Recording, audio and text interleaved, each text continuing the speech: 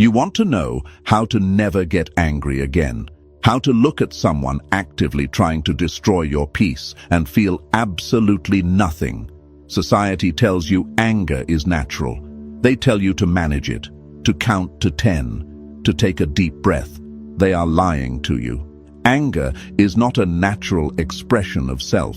It is a biological submission. Every time you lose your temper, you are signing a contract that hands the remote control of your nervous system to an idiot. You are acting as a puppet. But there is a psychological architecture, a method of cold, calculated detachment that makes you biologically immune to disrespect. Once you understand how the trap is set, you will never be caught in it again. Phase 1. The trap of the trigger. Why do you get mad? You think it is because someone crossed a line. You think it is because they are wrong and you are right. You think it is an expression of justice. No. You get angry because your ego is desperately trying to protect a fragile projection of your identity. You get angry because, on some subconscious level, you fear they might be right. Or worse, you fear that their opinion of you actually dictates your reality. Look at the mechanics of an insult. An insult is not a weapon. It is an invitation. It is a test to see if you are foolish enough to step off your throne and fight in the mud. In 1809, Napoleon Bonaparte, the Emperor of the French, cornered his foreign minister, Talleyrand. Napoleon was furious. He screamed. He insulted Talleyrand's loyalty, his intelligence, his honor. He threw a violent theatrical tantrum in front of the entire court. Talleyrand stood there, unmoving, unbothered. His face was a mask of polite indifference. When Napoleon finally stormed out, breathless and red-faced, Talleyrand turned to the onlookers and quietly said, "What a pity that so great a man should be so ill-bred. Who held the power in that room? The emperor screaming like a child, or the minister observing him like a specimen? When you react, you elevate the other person to your level. You validate their existence. You tell them your words have the power to alter my heart rate. You matter enough to disrupt my biology. You are essentially bleeding for them. Stop bleeding." Daniel Goleman's research on emotional intelligence highlights a phenomenon known as the amygdala hijack.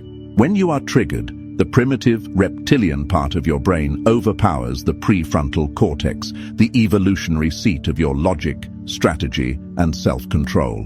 You literally become stupider when you are angry. You lose access to your higher reasoning. You revert to an animal state. Manipulators know this. Dark triad personalities hunt for this. They poke you. Not because they hate you, but because they want to see if they can make you dance. If they can make you angry, they own you. They can predict your next move. They know you will yell, complain, or make a rash, destructive decision.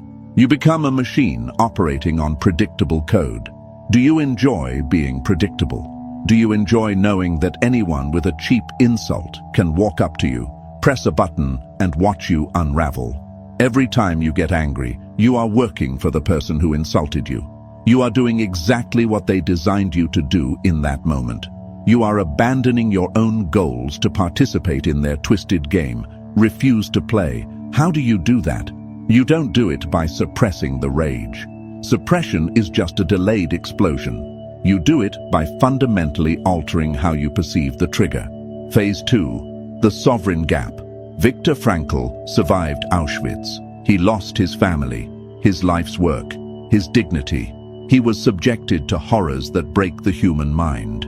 Yet, in the darkest place on earth, he discovered a psychological weapon that no guard could confiscate. He realized a profound truth. Between a stimulus, the thing happening to you, and your response, there is a gap. In that gap lies your ultimate freedom.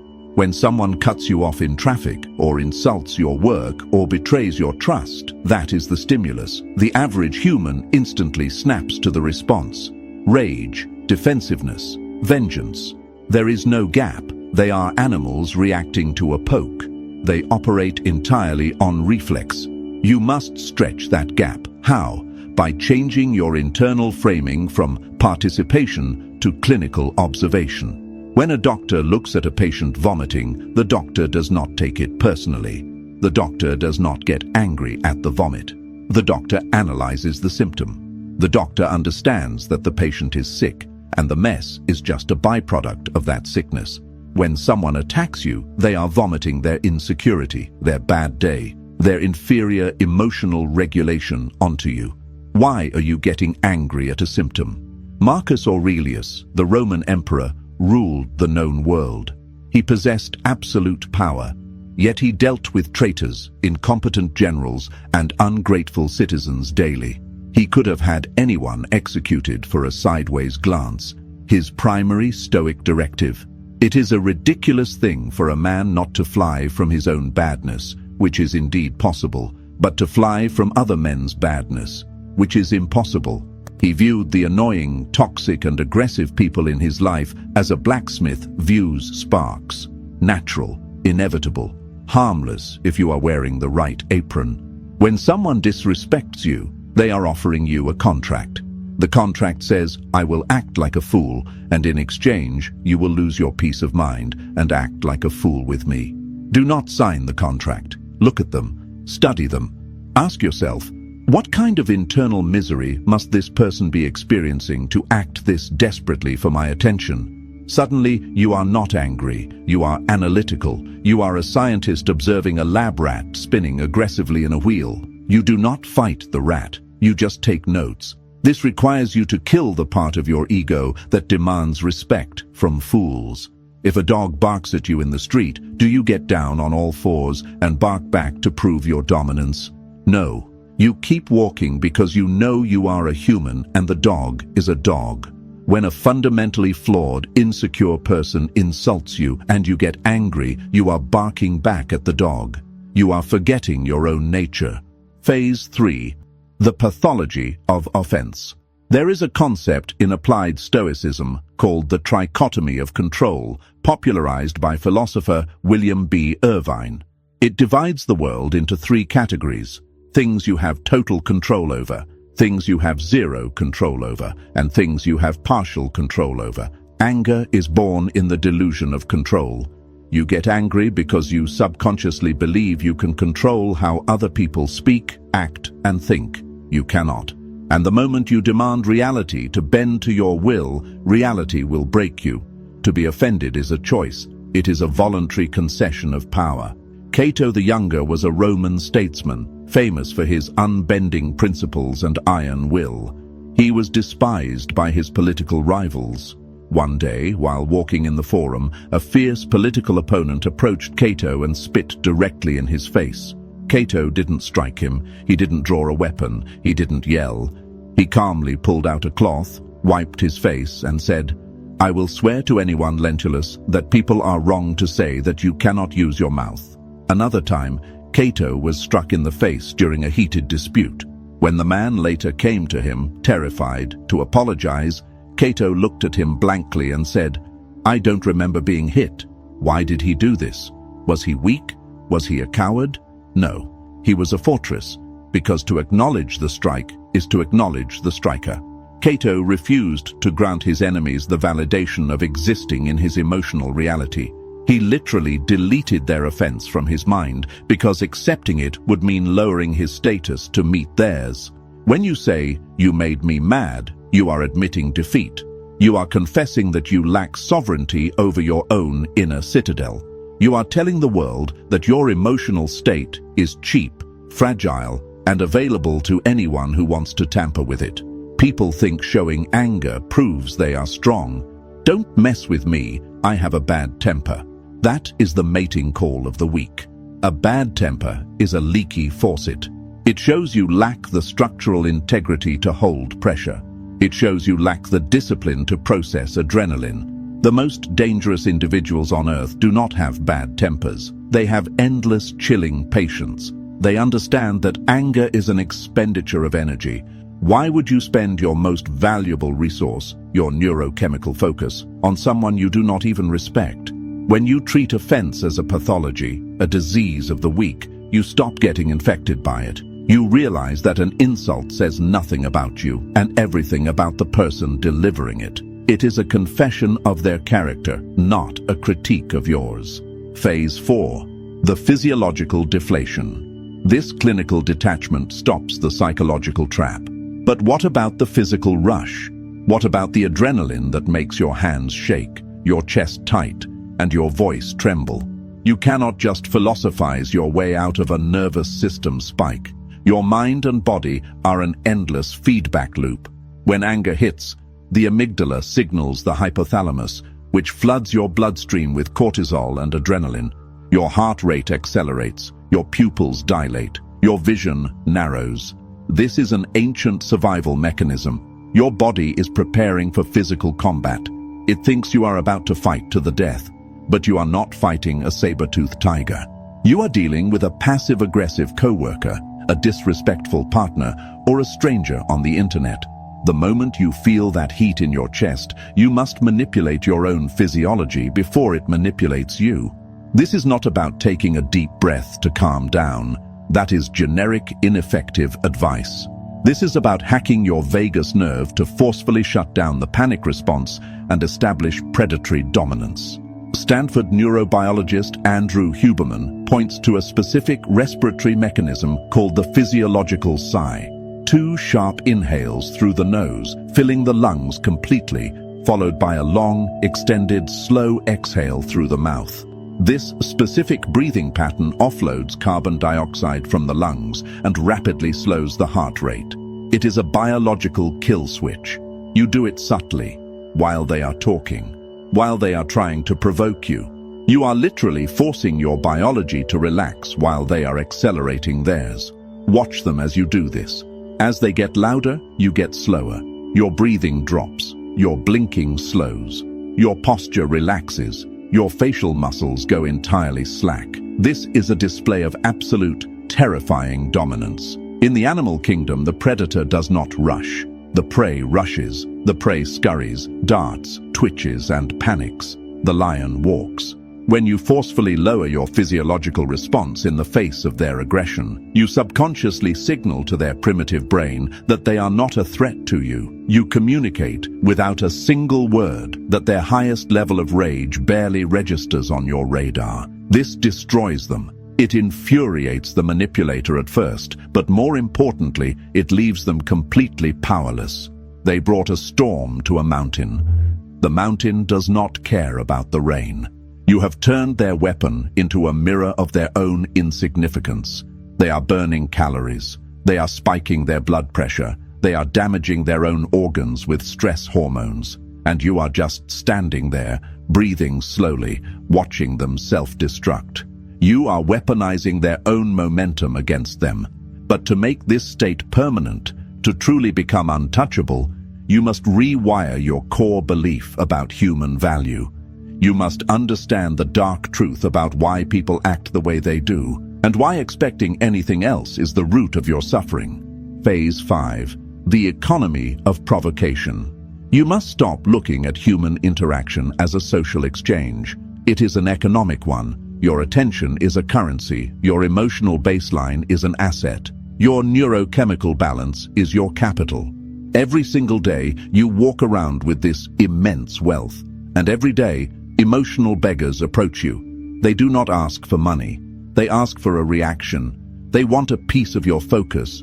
They want to drag you into their chaotic, impoverished emotional economy. When you get angry, you are opening your vault and handing them your gold. Why are you funding them? Why are you subsidizing the fragile egos of people who cannot regulate their own minds? Julius Caesar understood the absolute currency of dominance. When he was a young man, long before he became dictator of Rome, he was captured by Cilician pirates while sailing the Aegean Sea. The pirates, not knowing who they had captured, demanded a ransom of 20 talents of silver. Caesar did not get angry. He did not scream at his captors or curse his bad luck. He laughed in their faces. He told them they clearly didn't know who they had taken, and demanded they increase the ransom to 50 talents. For 38 days, he lived among his captors. He didn't cower. He didn't throw tantrums. He wrote poetry and speeches and read them aloud to the pirates. When they failed to appreciate his writing, he calmly called them illiterate savages. He participated in their games. He ordered them to keep quiet when he wanted to sleep. +1. And in a perfectly calm, conversational tone, he repeatedly promised them that as soon as he was freed, he would return and crucify every single one of them. The pirates thought it was a joke. They thought he was an eccentric, arrogant hostage. He wasn't angry. He was simply stating a biological and historical fact. The ransom was paid. Caesar was released. He immediately raised a small fleet, sailed back to the island, captured the pirates, took back his silver, and executed them exactly as he had promised. Cold, unflinching, emotionless execution. Anger is an emotion of the powerless. It is a theatrical display designed to convince the other person that you are dangerous. But true danger does not need a theatrical display. The lion does not roar at the gazelle before it strikes. It simply strikes. When someone provokes you, they are checking your price tag. They want to see how cheaply you can be bought. They drop a sarcastic comment, a passive-aggressive insult, or a direct threat, and they wait to see if you will pay them with your rage. The moment your face flushes and your voice raises, they have purchased you. They own that moment of your life. You must adopt the mindset of an elitist regarding your own energy. Become an absolute snob with your neurochemistry. When an incompetent manager, a toxic relative, or a manipulative partner tries to bait you, look at them as a bad investment. Look at their provocation as a terrible business pitch. You want me to sacrifice my peace of mind, spike my cortisol, and lower my intelligence just to argue with you about something that won't matter in 72 hours? Request denied. You do not say this out loud. You live it. You let the provocation hang in the air, unanswered, unpurchased, rotting on the table between you. Phase 6. Projective identification. The virus transfer. To truly immunize yourself against anger, you must understand the dark psychological architecture of an attack. When someone insults you, you think they are talking about you. This is your ego deceiving you. It is a cognitive illusion. In psychoanalysis, there is a defense mechanism known as projective identification. It is a terrifying, almost parasitic phenomenon. When a person has a fractured, decaying inner world, when they are consumed by shame, inadequacy, and self-loathing, they cannot bear the weight of their own psychology. The internal pressure becomes too severe. To survive, they must export that toxicity. They must find a host. They look for someone who is stable, someone who is calm, someone who represents the peace they are fundamentally incapable of achieving. Then they attack. They say something cruel. They cross a boundary. They belittle your achievements. They are not actually attacking you. They are attempting a data transfer. They are trying to upload their internal virus into your hardware. They want to make you feel the exact anxiety, worthlessness, and rage that they are feeling. If they can make you lose control, they feel a temporary, sick sense of relief. They have successfully offloaded their poison onto you. The moment you get angry, the upload is complete. You have been infected. You are now carrying their psychological garbage. Do you see the absolute tragedy of this? Every time you lose your temper at someone else's disrespect, you are acting as an emotional landfill for a broken human being. You are doing them a favor at the expense of your own nervous system. How do you block the transfer? You shift your perception from defense to clinical pity, not empathy. Empathy is dangerous here. It requires you to feel their pain. You do not want to feel their pain. Clinical pity is cold. It is the way a researcher looks at a fascinating but doomed organism under a microscope. When they raise their voice, do not look at their anger. Look at their weakness. Look at the desperate, flailing child inside their mind that is screaming for validation. Ask yourself a rhetorical question in your own mind. How miserable must this person be? How horrific must their internal monologue be that they are forced to act like this just to feel alive? Watch what happens to your anger when you adopt this lens. It evaporates. You cannot be angry at someone you clinically pity. You cannot feel threatened by a psychological beggar. You strip them of their power instantly. They want to be seen as a threat, a conqueror, an intimidating force. When you look at them with mild, analytical curiosity, you deny them their reality. You look at them as a symptom, and symptoms do not warrant anger, they warrant observation. Phase 7. Asymmetrical agreement. The kinetic deflection. But what happens when you cannot just observe? What happens when you are forced to interact? When the manipulator is standing in front of you, cornering you, demanding a response? You do not argue. You do not defend yourself. Defense is an acknowledgement of vulnerability. When you defend an action, you are implicitly agreeing that the other person holds the moral authority to judge you. Never give them the gavel. Instead, you use asymmetrical agreement. In physics, if an object is hurtling toward you, standing firm and trying to block it absorbs the full kinetic impact. You take the damage. But if you step slightly to the side and pull the object in the direction it was already traveling, it loses its balance and collapses under its own momentum. This is psychological judo. When they insult you, they are expecting resistance. They have prepared their counter-arguments. They are braced for the impact of your denial. So, deny them the impact.